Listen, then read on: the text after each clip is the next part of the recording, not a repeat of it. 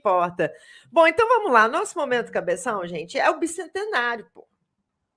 Eu sou professor de história, então, que eu trouxe aqui para vocês? Uma pequena reflexão. Primeiro, como foi o bicentenário, nós falamos pouco sobre o bicentenário, porque como o Bolsonaro tomou conta da parada toda para falar dos problemas dele ser imbrochável, a gente teve que saber mais sobre a vida sexual do presidente do que sobre o bicentenário.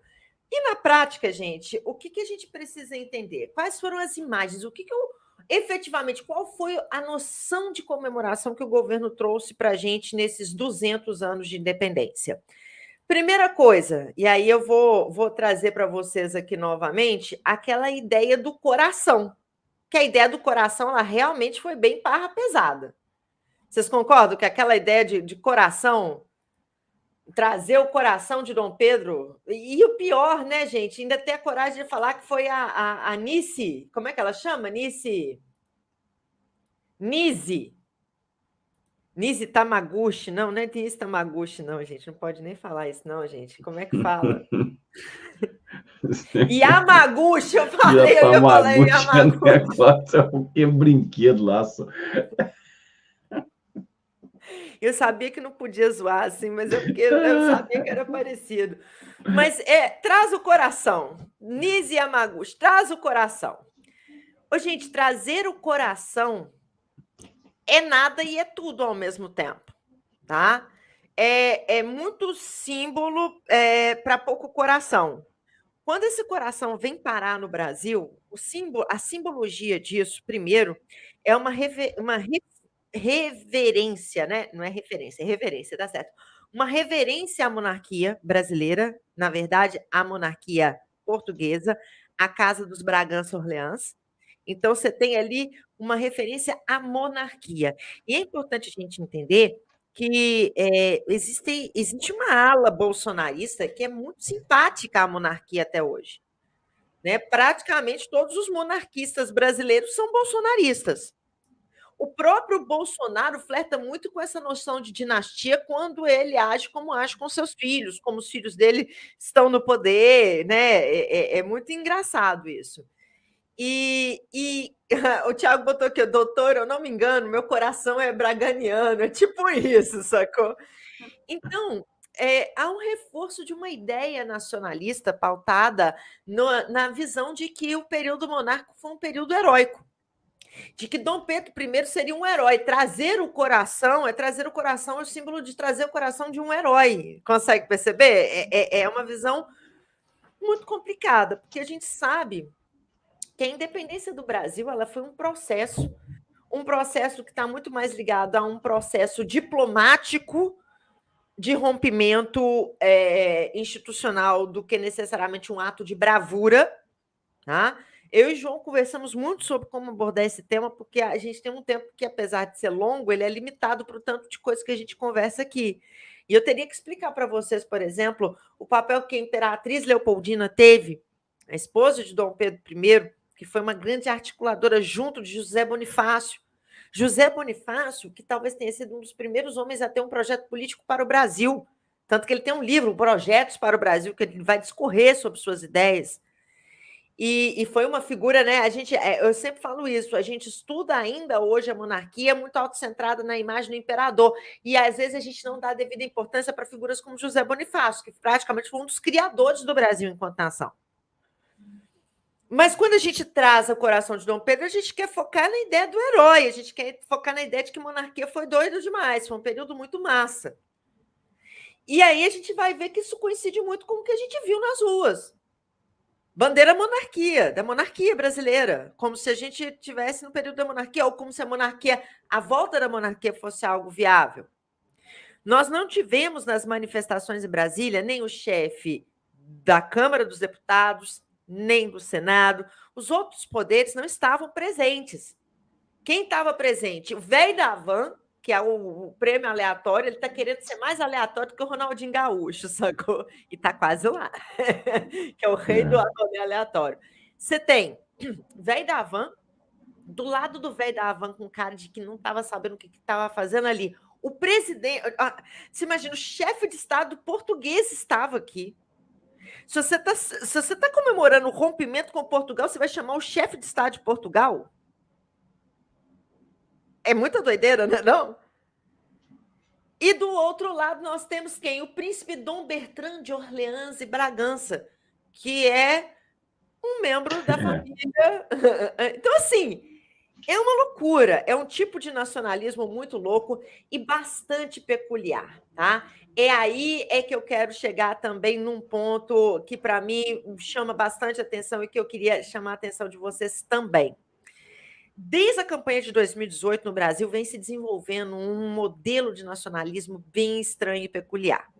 Além dessa apropriação política que a gente já falou tantas vezes, de bandeira, o próprio hino, da disseminação desse revisionismo histórico que veio principalmente via Olavo de Carvalho, Brasil Paralelo, você começa a ter um nacionalismo com características muito particulares, porque ele, ao mesmo tempo que ele volta para imagens muito fictícias de momentos heróicos da nação, como, por exemplo, uma independência feita de forma heróica por Dom Pedro I, com o golpe militar de 64, como uma revolução, mas ele tem uma particularidade, porque ele, ao mesmo tempo que é um nacionalismo voltado para a sua própria história, ele é um nacionalismo que dialoga e aceita a redução da noção de soberania quando ela fala de outras nações, como, por exemplo, no caso dos Estados Unidos.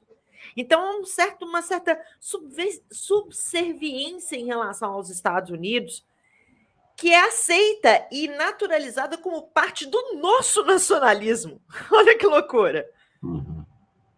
É uma inversão muito louca. Então, é uma exaltação dos Estados Unidos. Então, por exemplo, ontem, você tinha gente vestido de tio Sam na manifestação. Você vê gente vestido de tio Sam desde o primeiro 7 de setembro. Você tem tio Sam estilizado de verde e amarelo no Brasil. Saca? Então, é uma loucura muito grande, sabe? E isso teve um momento ainda mais acentuado quando o Trump estava no poder.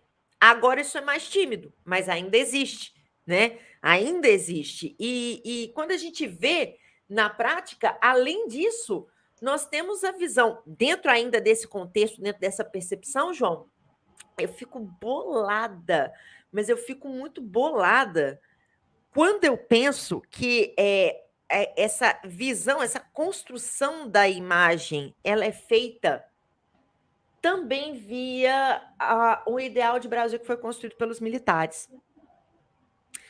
Porque o 7 de setembro ele só vai ganhar o peso e a notoriedade que ele tem, não vai ser só no Império. O Império ele existe. No Império, a independência do Brasil já é comemorada como um feito de Dom Pedro I. Uhum. Mas isso ganha popularidade cada vez maior com o quê? Com a proclamação da República. Porque com a proclamação da República foi necessário criar uma história nacional com feitos históricos. Tanto que, olha que legal, sabe o quadro do Grito da Independência? Clássico. Sim. Eu nem coloquei ele aqui, foi um erro. Também vou fazer uma postagem depois lá no Instagram para suprir essa falha minha. Ele foi feito por um artista chamado Pedro Américo. Nesse mesmo período, Pedro Américo recebeu dinheiro do governo para pintar feitos históricos. Ele que pintou o Grito da Independência, que foi a imagem heróica de Dom Pedro que se disseminou e que é a imagem heróica que o governo tenta sustentar ainda hoje. Uhum. E é esse mesmo cara que pintou o Tiradentes esquartejado, que construiu a imagem do Tiradentes como um militar, que era um pedaço ínfimo de sua trajetória, mas que é maximizado por eles, e transformou o Tiradentes a imagem e semelhança de Jesus Cristo. Então, esse projeto dessa noção... Então, quando o Bolsonaro fala do ordem e progresso, quando ele fala sobre essa noção de república, ele sim está representando um projeto de república positivista que foi construída a partir de 1889. Uhum. E é por isso que o 7 de setembro ele é uma data que pode ser apropriada por esse tipo de nacionalismo que ele traz, que ele constrói, né, na atualidade. E pensando sobre isso, a gente também consegue entender o porquê que o 7 de setembro no Brasil é apesar de em nome, ser uma festividade, uma cerimônia cívica militar, ela na prática ela é muito mais militar do que cívica. Você já parou para pensar, João, o quanto nós assimilamos o 7 de setembro como uma data militar sem ser? Nossa, Desde que eu nasci, 7 de setembro é o dia de desfile militar. exatamente. E parece ser normal, não parece? Pra caramba, né, bicho? É naturalizado, mas não é. O que eu vim contar, e por isso o Momento Cabeção de hoje, é que essa noção militarista, né, de que o 7 de setembro ele é uma data de origem, de interesse militar, isso é uma construção também. O 7 de setembro ele se tornou um feriado e ele se tornou o Dia da Pátria oficial só em 1949. E sabe quem estava no poder em 1949? O senhor Eurico Gaspar Dutra, que era um militar que sucedeu Getúlio Vargas e que, quando Getúlio Vargas estava no poder, fazia parte do setor militar mais conservador e mais à direita. Ele caminhava lado a lado, por exemplo, e compartilhava ideias com outros líderes que, por exemplo, eram simpatizantes do integralismo, do fascismo europeu. Então, quando a gente tem que somar a gente tem que entender que somos um jogo de somatória. A construção de uma identidade ela é um jogo de somatória.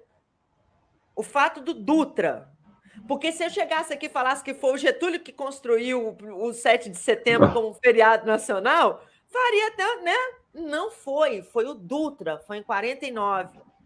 Só que o que acontece? Depois disso, isso vai ter um fôlegozinho ou outro, mas a ideia do desfile militar, a ideia de que essa é uma data que ela é encabeçada pelos militares, sabe quando é que isso acaba de ser concretizado de vez? Entre 1964 e 1985. Uhum. Então, a gente não pode ser inocente.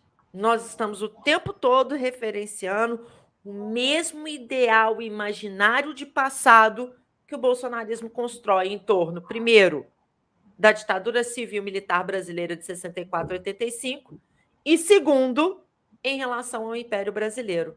Então, o 7 de setembro foi encampado pelo governo porque ele, sim, representa, a grosso modo, uma síntese da identidade histórica que o bolsonarismo pretende construir como base de seu nacionalismo. Esse é o momento cabeção do dia. Cabeção. Muito bom. Pesado, Inclusive, né? essa data cívica, eu lembro que, como eu tive, né, uma parte da minha vida escolar na ditadura, caso exatamente você está falando, porque eu desfilei vários anos no 7 de setembro. E eu lembro que o treinamento que era feito, tipo quadrilha, né? Você tem que treinar para quadrilha, você tinha que treinar para o desfile. E o treinamento era saber marchar, por exemplo. Aí, é um Tinha que aprender valor a do bom marchar, cidadão, aprender a marchar. aprender a bater continência. Então, realmente tem muito a ver com essa análise que você fez aí, muito boa, que era justamente isso. E aí tinha um momento da hora, tinha a hora cívica. A hora cívica todo dia, hasteamento da bandeira, hino nacional. Só que tinha a hora cívica ampliada, que era na sexta-feira, em que você cantava o hino nacional, o hino da bandeira, o hino da independência e o hino do soldado. O hino do soldado. E ficava o bedel ficava no Que é meio da bedel? fila. Bedel disciplinário. Aí o disciplinário ficava no meio a gente cantando ali, né, a bandeira sendo hasteada, ele escolhia alguém e ficava do lado da pessoa. Se você errasse a letra, você perdia um ponto em todas as matérias. Você tá maluco. Então, era a hora cívica. Era um negócio bizarro isso aí, assim. Então, o que você falou tem muito a ver mesmo.